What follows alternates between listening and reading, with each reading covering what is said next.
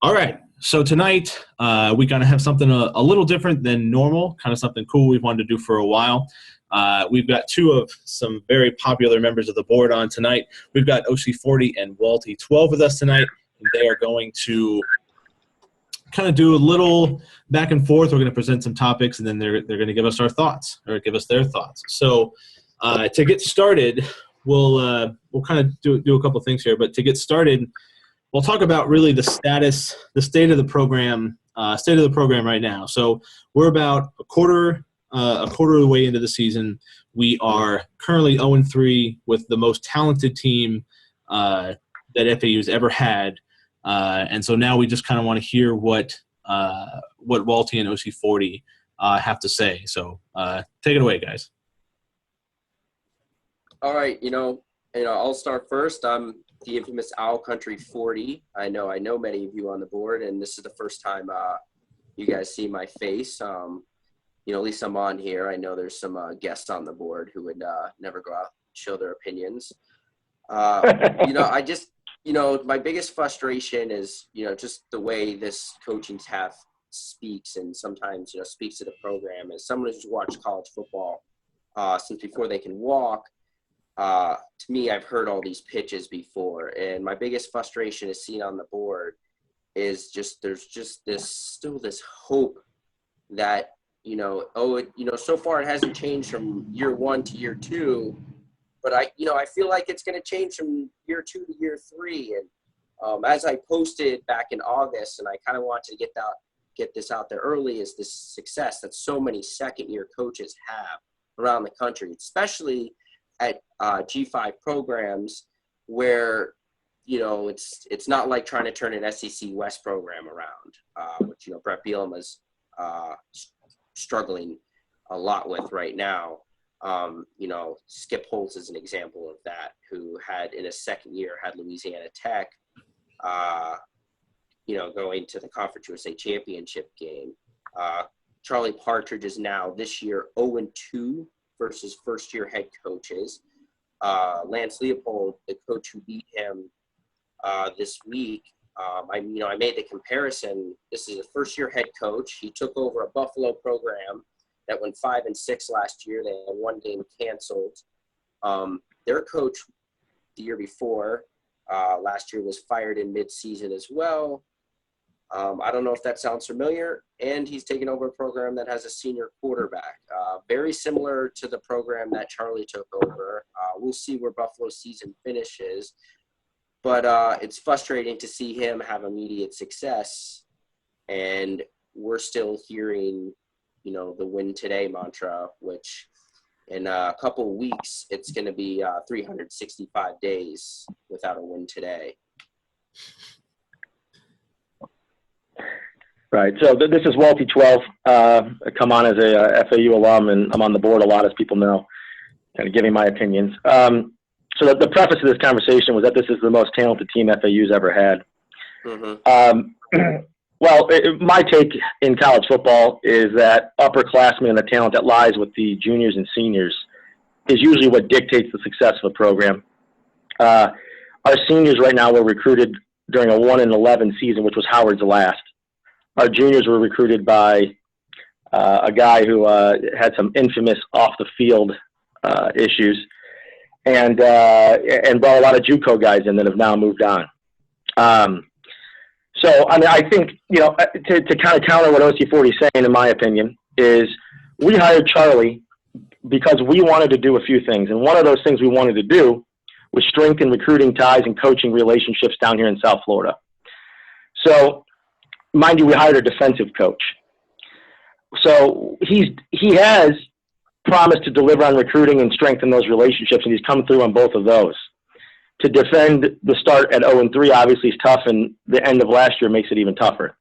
However, we started the season at Tulsa, which at the time was a devastating loss. It was a hard loss to watch because of the way the game went. We started off down 21-7, came back, took a 10-point lead, and lost in overtime. Well, when I went on the board, everybody's opinion was that Tulsa is not a very good team.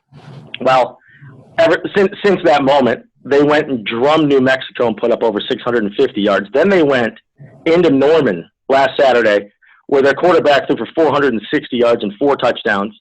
Their top wide receiver had 190 yards and 2 touchdowns against Oklahoma, and they lit it up again.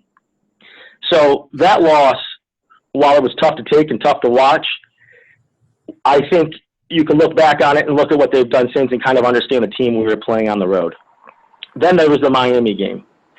Now, the Miami game was obviously a tough game. I think, they had more talent than we do. I think it was apparent while watching the game. We hung in there in the first half. But while hanging in there, we lost our 5th-year starting quarterback. We lost our explosive running back in Jay Warren. And in the second half, we didn't look so great. So then we come into the Buffalo game, missing our 5th-year quarterback, playing what looked to me to be a not ready to play because of injury Jay Warren, who I think, I could say it's because he's injured. He laid the ball down the way he did. Right. Well, yeah, it is. But, it's not on the coaches that our 5th-year starting quarterback was out of the game and we were starting a freshman, and then – hold on. That point frustrates me. And Partridge, one of the things that frustrated, first thing he got on the podium after the game. He goes, "Oh, Driscoll looked like a freshman." Well, let's use freshman in different terms. He's a redshirt freshman. Huge difference. He's not new to campus. And he also early enrolled.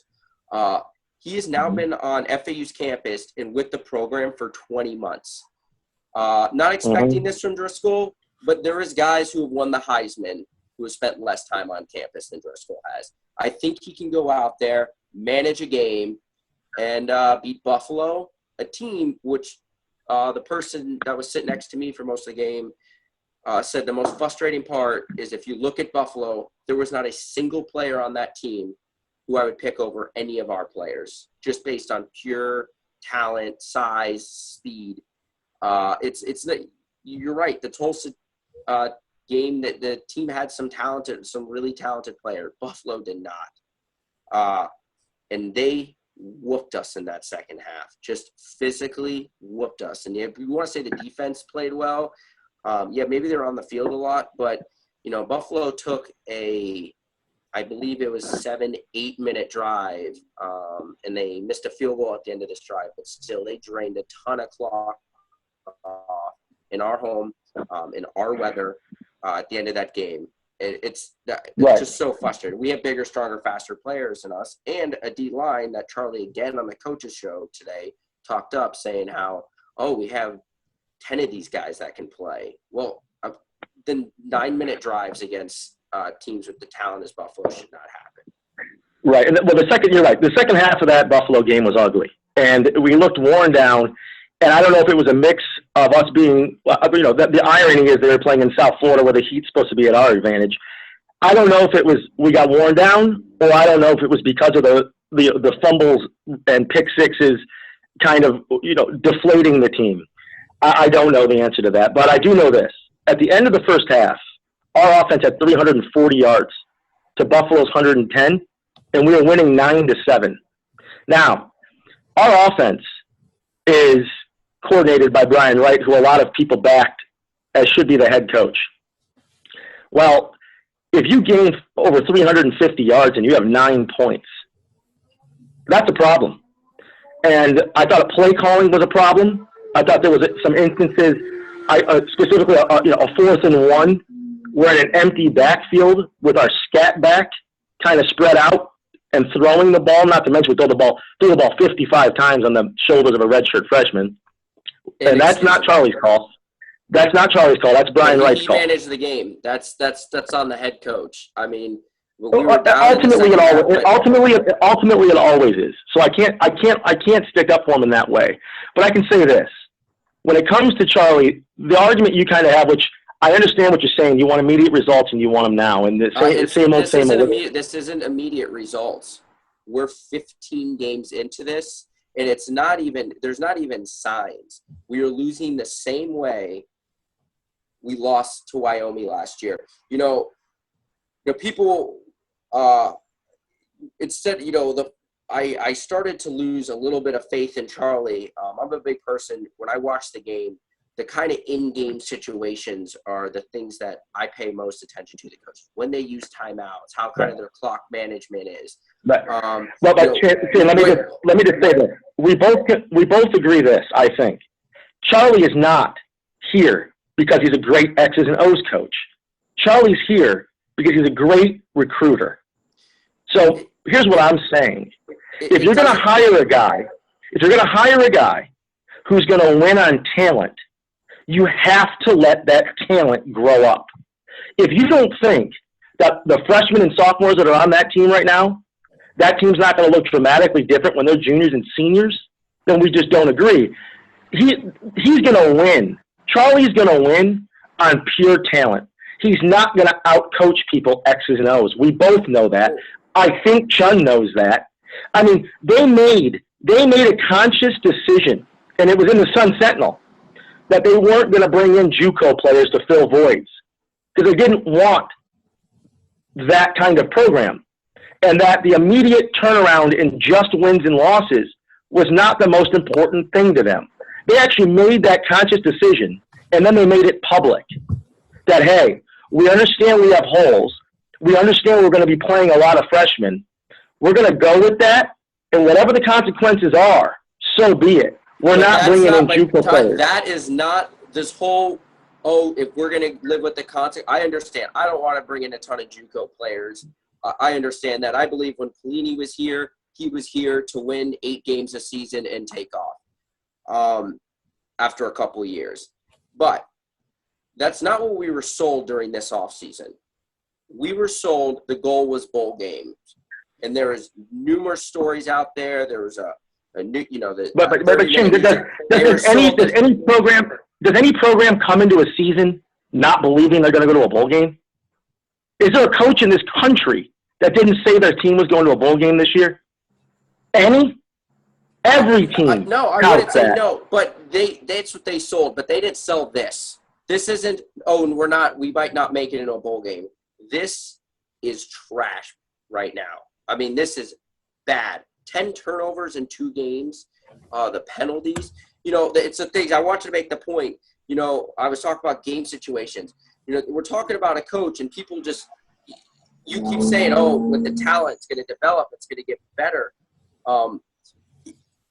When he doesn't let Wyoming waltz into the end zone last year to give his offense a chance to score, that's a game management issue. When you're going for 2 against Buffalo, when you're down by 11 and an extra point would make it a touchdown and a field goal game, and getting the 2 would still make it a touchdown and a field goal game, you just have to – you're scratching your head. What is he thinking?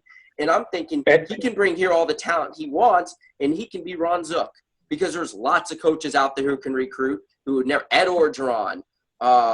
Look at Charlie Strong right now at Texas. He's recruiting good for them, taking time, still not winning football games. Sometimes it's just not the right fit, but you could be a talented team.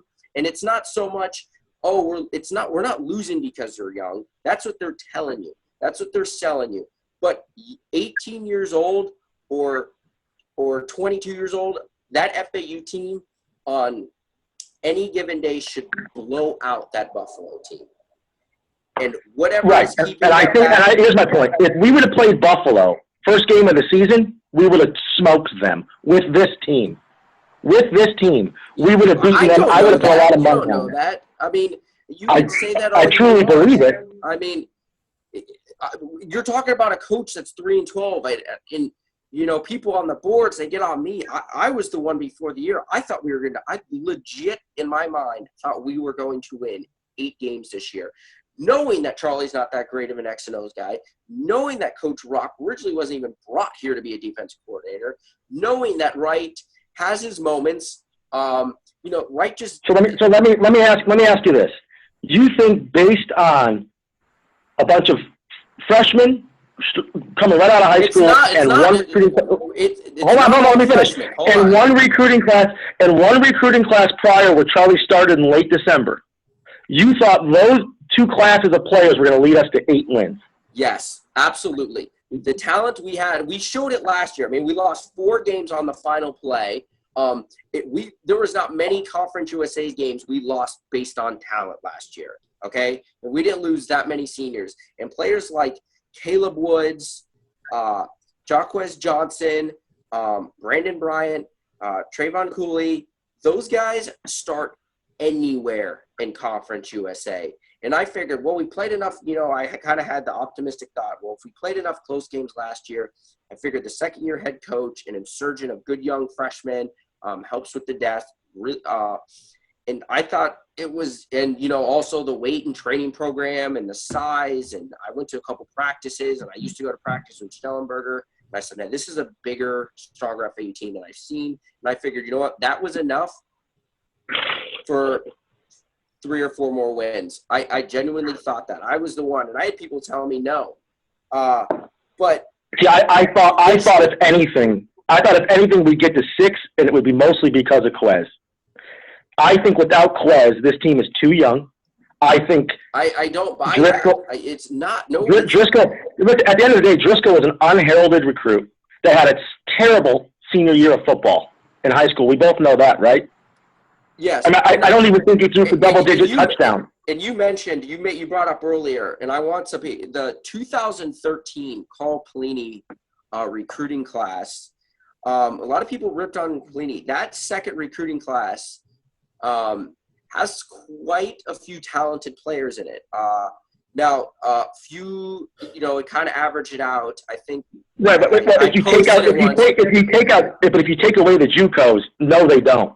Yeah, there was 11 to, I can't remember. I posted on the Nest once, 11 to 14 players right now from that class that are seriously contributing on this football team right now.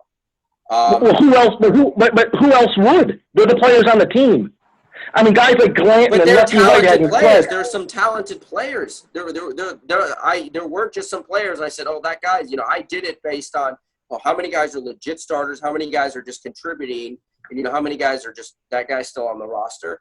And there was some talented player. If you actually, I know a lot of you guys aren't into rankings and stuff. That 2013 class that Pelini brought in was only rated 7, 8, 9 spots according to 247 compared to the class of 15. So it wasn't a terrible class. But it's not even close to the class that Charlie just brought in this year. They're not even in the same breath. I wouldn't say not in the same breath based on who's still here. Yes, and who still might be here from the 2015 class. Yes, I agree with that. But there is talent. There is legit talented players in that 2013 class. But I'm saying you guys are making it seem like Charlie Partridge came in here with a 1-12 team with just bare empty, and that. You already said we're more talented. It doesn't matter, young or old. We were more talented than Buffalo. End of story. Should have won that game. I agree with that. The Buffalo game isolated to talk about. I've kind of addressed some of those issues. First of all, our starting quarterback wasn't playing. In college football, when you don't have your starting quarterback, that's a big problem, especially when he's a fifth-year senior that knows the offense inside and out and makes the whole thing tick. You made a point. We had more yards than they did. Why was he throwing the ball 55 times? And why was Jay Warren playing? I could have told you 2 carries into that. Me and you on the same thing. I can't defend Jay Warren playing. I don't know why Jay Warren was playing. Frankly, I was disappointed in it. Because the fumble talks with him were going to start again, and the kid's out there playing with a couple of injuries. He wasn't the same. I knew at the first 4th and 1 they handed him the ball, and Jay Warren, who we're used to seeing try and run through people, tried to spin around a guy and lost 9 yards. I said, this guy is not healthy. And Charlie Partridge just leaves him in the game. It just these in-game decisions, these little decisions Charlie makes throughout the game, they build and they build, and then all of a sudden, throughout the week, and all of a sudden you end up with the third quarter. And this isn't – you want to say isolate the Buffalo game? Well, we can point out 8 games like that last year, and it's not changing going into this year. I don't know. You guys. But we also had a lot of yards. We also had a lot of yards against Tulsa. We scored 44 points. I think Quez is the difference maker. Quez is also the type of quarterback that gets stronger as the game goes on. I don't think Driscoll's the same. I don't. I think Driscoll's not the same, but that's not. They didn't do anything to help Driscoll. I mean, I thought it's literally like Charlie was out there looking and says and Brian Wright was calling plays as if it was Quez Johnson, a little bit less running. Brian Wright just does some things. We're up after the safety. We're up. In the early in the game, we were running the ball nicely. Powell was getting some nice yards, and then you go with the bubble screen pass. And once that happened, that would happen right in front of my section, literally right there. And I was just going, no. It's just why? Well, I swear they make things too complicated sometimes. It just realize your team is more talented than the other team. Slow down and quit making these mistakes. It's been a year. It's just there's so many little things in the games, and right. You guys. When it comes to X's and O's, I have no defense for Charlie. To be honest, I don't. I think, like I said, the game plan for Charlie was to bring a guy in who could flat out bring in talent. I think that's the coach they hired. But that's the game plan. But is talent worth being 3-12 anyways? I mean, what's the point of being talented at 3-12 or be untalented in 3-12? I mean, what's the point? I mean, the losses only feel worse because we're talented.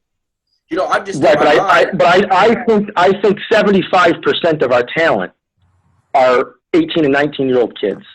There's a reason that Phil Steele talks about what teams are returning the most starters and upperclassmen. It's because there's a correlation with that and success. That's why. And we returned. We returned like. But we didn't return. 12, we did not return the quality of guys that Charlie is recruiting now. But we did not return the quality of guys that Charlie's returning now. Our wide receivers are just serviceable. I think Stoshak was a walk-on. No, Caleb Woods to me. I say it to some people, and I've said it. I think Caleb Woods is the most purely talented player on the offense. He's a very good sophomore. Yeah, and there's a lot of very good sophomores around this country dominating football games. That's what I'm saying. I think the expectations are a little bit too low with these freshmen, and you're letting Charlie use that as almost as an excuse. No. I'm not letting Charlie do anything. I'm letting my watching football for 20 years come into play. When you have talented upperclassmen, you win a lot more football games. I expect the freshmen with freshmen to have the second half we did against Miami, not Buffalo. And that's where it becomes coaching. And that's where it has not changed. Nothing's changed. But I feel like the FAU fan base is sitting here going, okay, well, you know what? Everyone's young, and I just expect it to get better because everyone's just going to be a year older next year. You said your years on 20-year college football. That's not how it works. It's not Madden where you just see everyone's ratings go up, and all of a sudden you have a better team. That's what everyone's thinking. I can name two teams that lost a lot of starters: UCF and Auburn. What do they have in common? They're both pretty good football. They're playing a lot of young kids. George O'Leary, I can make an argument, is not a very good football coach. Okay, what about Gus Malzahn? Gus Malzahn is a great football coach. Lost a lot of starters. They're not playing very well. Guess what? Those freshmen and sophomores they're starting aren't playing very well, and they're pretty damn good recruits. Guess what? They also happen to play in the SEC West, which I think is very. You can't compare that because wait. They went into overtime last week with a team that's nowhere near the SEC West. In fact, they're not even in Division I. That's not the first time that's happened. All right, let's just. But it should never happen to a talented SEC West team with a great football coach. That should never happen. Yeah, and they Jacksonville State. And they also went out and for 4 quarters, pretty much dominated Louisville team, who is 0-3, but was a bad quarterback play away from beating Clemson. So you could say they're bad, and yes, Gus Malzahn, but I'll take Auburn. They're an extremely talented football team. I also think the comparison's bad because they're struggling at the one position you cannot be young at. I'll give you that. You can't be young at quarterback. But Shane, that's what I'm talking. That's the basis of our conversation has been. The Buffalo game is in a bubble because we started a kid that's not ready to start. That's my point. Oh, but he's been here for 20 months. 20 months with this program. I don't care. He's not the type of kid that can start as a redshirt freshman. He doesn't have that talent level. He's the type of kid you have to bring in and teach for years, let him grow leadership qualities, let him get very comfortable, let him mature, and then he starts as a redshirt junior. That's the type of kid Driscoll is. He's not Daniel Parr. He's a two-star athlete. Did our coaches put Driscoll in the best position to win on Saturday? No, I can't argue against the X's and O's. I will give you that argument. Did they put the team in the best position to win? And you want to make the Driscoll argument. Driscoll looked really good for part of that UM game. He was making some nice. Yeah, I think I agree with you, and I think there was a point where he looked up at the sky and went, "What the hell am I doing here?" I mean, then he really tightened up in the second half, and I think he realized where he was. I mean, I'm looking at the rest of our schedule here. And at Charlotte, I don't believe we can win with Driscoll at Charlotte. I'm not knocking the kid. I think he might be a really good quarterback down the line. A guy like Graham Wilbert's another one that comes to mind. He started as a junior. His progress from junior to senior year, he went from being the worst quarterback in D1 football. I was at the Michigan State game. We got 1 first down with him at the helm. He came back and threw like 24 touchdowns and 5 picks as a senior. Again, because age matters for some players. And I think it matters dramatically for Driscoll. Yes, you can point out 5-star kids that are playing as freshmen. You're right. That's why they're 5 stars. They're 5 stars because they're ready to contribute. Tougher competition. I mean, they're playing against tougher competition. And you want to make the Auburn comparison. We'll see what Auburn does this week. They actually have another heralded recruit that's actually went to university school down here who's starting for them this week. But again, with the SEC West, that's a conference where if your team, just give people a number, if your team, let's say, is at an 80 and the next season your team is at a 78, that could be 4 more losses. I mean, that's just I think that's a tough comparison. Let me ask you this question objectively, Shane. Let's pretend that Quez is not coming back for the point of this conversation. We have Rice, Marshall, at UTEP, at Western Kentucky, Middle Tennessee, and Florida are 6 out of our next 8 games. Or 9 out of our whatever.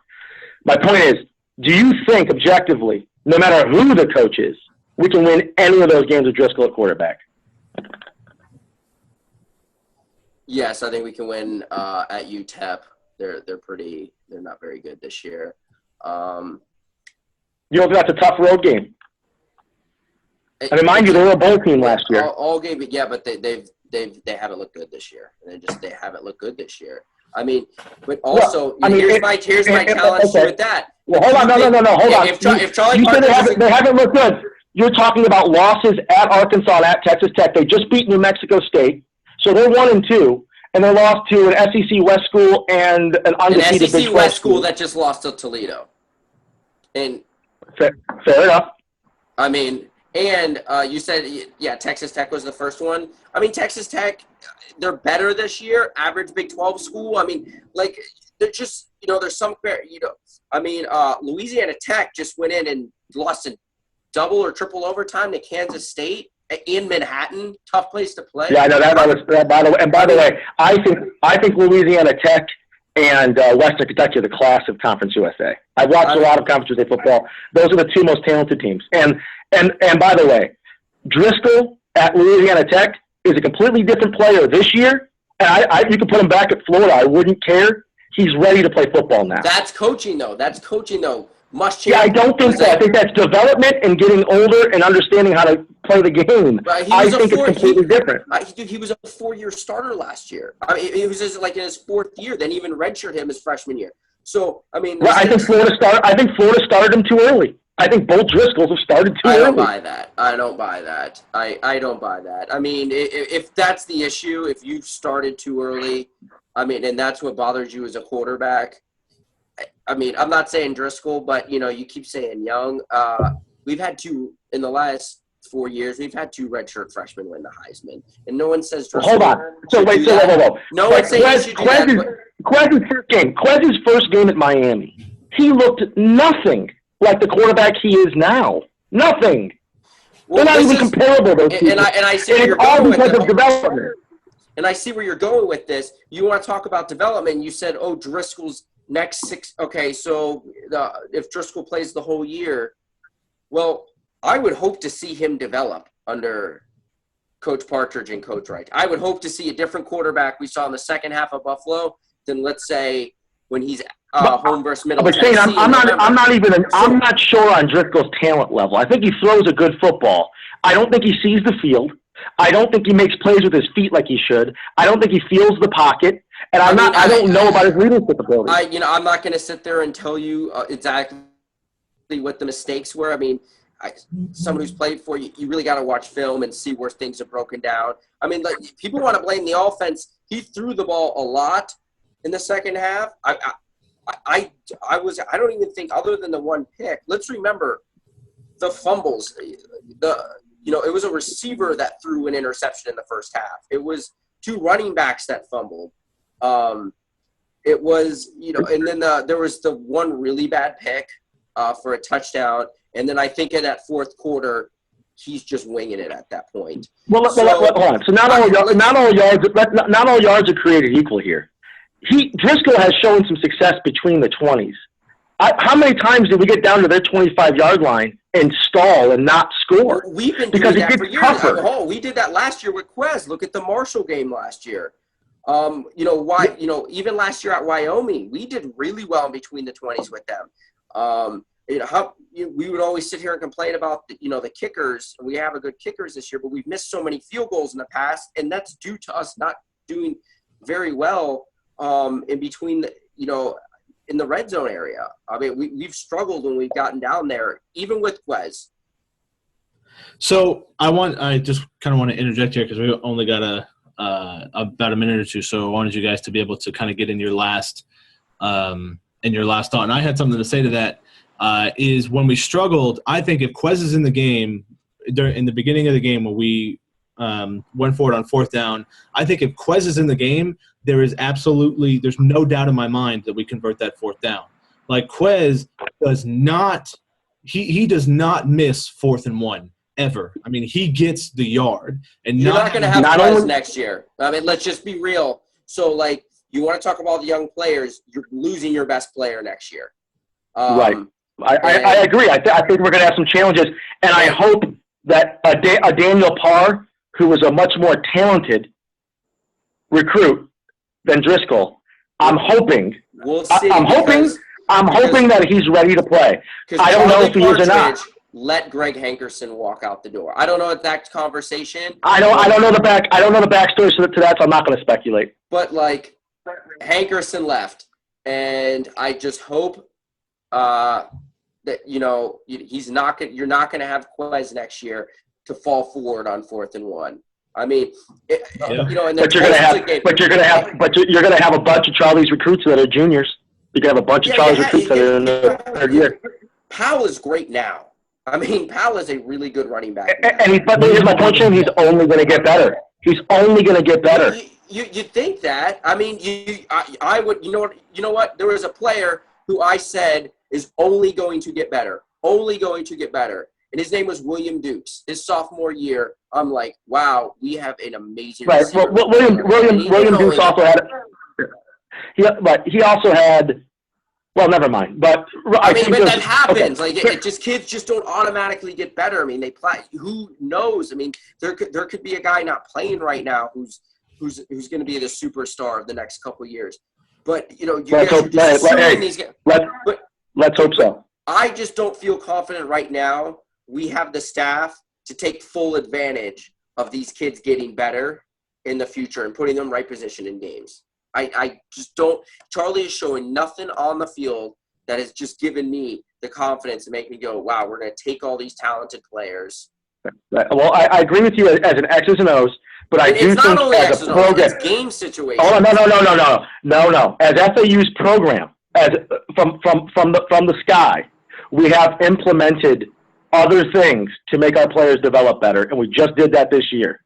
They finally have their own. We're 0-3. That's the end of story. 0-3. You sound like all you're talking about is what we've done and the talent we have. We are 0-3, and we've looked we've lost, the Tulsa game. It literally felt like every FAU game I watched last year.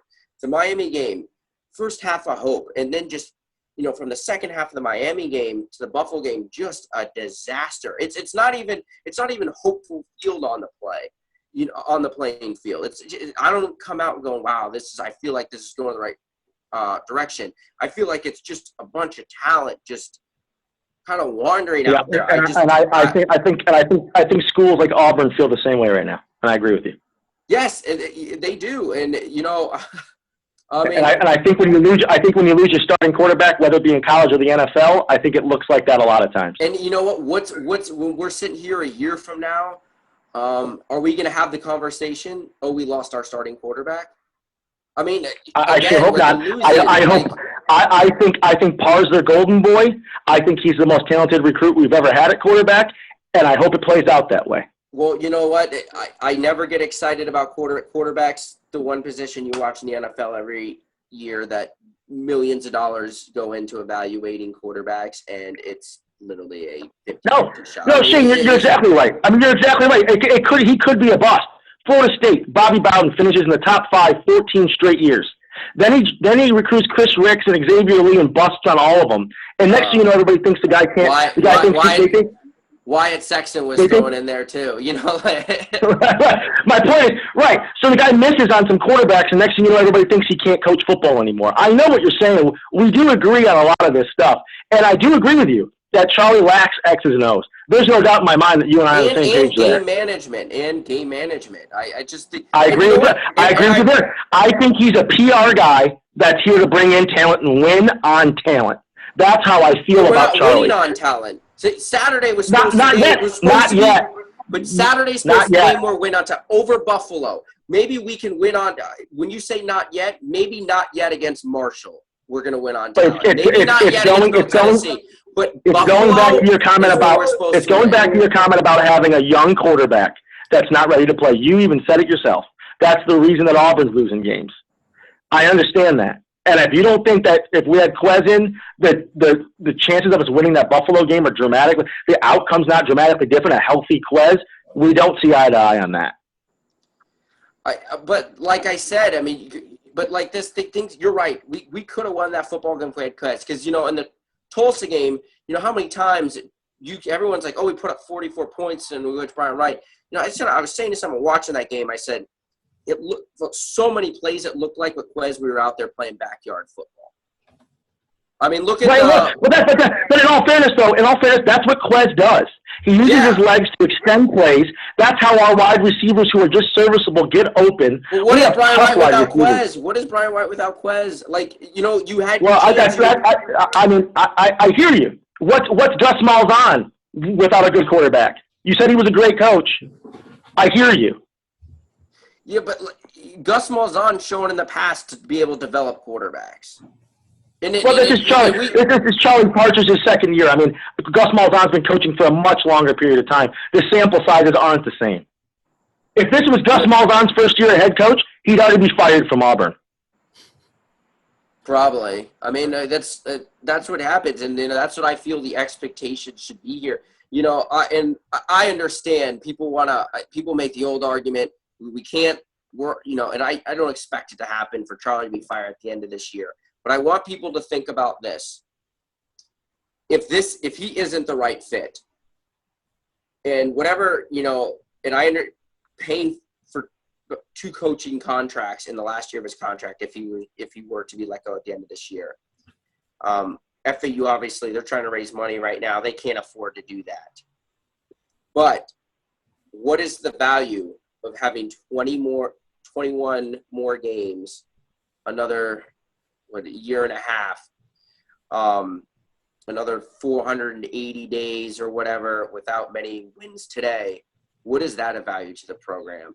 I mean, just the high off the UM game and everything that builds to that, how much it's just fallen in a week to Buffalo. What is another year and a half and another rebuild? I said to someone, if we don't finish this year good, what does Charlie sell in the offseason?